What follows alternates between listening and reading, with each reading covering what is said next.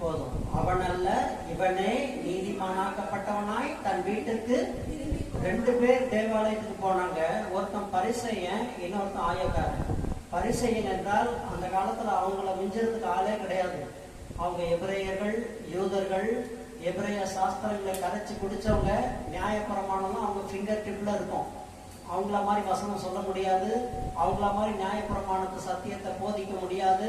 அவர்கள் தான் சபையில பிரதான ஆசாரியர்களா இருப்பாங்க. அவங்க தான் எல்லாம். அவங்கள மாதிரி பரிசெய்யற போல ஒரு உண்மையிலேயே அவங்க என்ன சொல்றான், நான் ஜபிக்கிறதுல கரெக்டா இருக்கிறேன், நான் தசமபாகம் கொடுக்கறதுல கரெக்டா இருக்கிறேன், வாரத்துல 2 நாள் உபவாசிக்கிறேன், ஓய்வு நாள் பசுத்தமா ஆசரிப்பாங்க. நியாயப்பிரமாணம் 600க்கும் மேலான நியாயப்பிரமாணங்கள் வேதத்தில் எழுதப்பட்டிருக்கிறது. எல்லாவற்றிலும் அவர்கள் மேக்சிமம் அதை கடைபிடிக்கிற ஒரு நபர்கள். அவன் சொல்றது எதுவும் பொய் கிடையாது. அவன் சொன்னதுதான் பொய் கிடையாது, உண்மைதான் அவன் சொன்னது. ஆனா ஆண்டவர் அவங்க வந்த உடனே அவன் ஒரு விஷயத்துக்கு ஸ்தோத்திரம் பண்றான். என்ன ஸ்தோத்திரம் பண்றான்? 10வது வசனம் படிங்க. 2 மனுஷர் ஜெபம் பண்ணும்படி தேவாலயத்திற்கு போனார்கள்.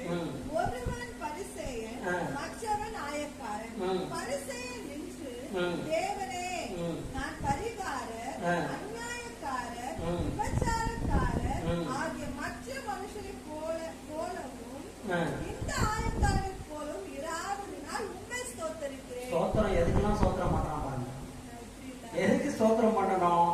கர்த்தர் நமக்கு செய்த நன்மைகளுக்கு, அவர் கொடுத்த ஈவுகளுக்கு, அவர் பாராட்டின கிருபைக்கு தான் நம்ம ஸ்தோத்திரம் பண்ணணும்.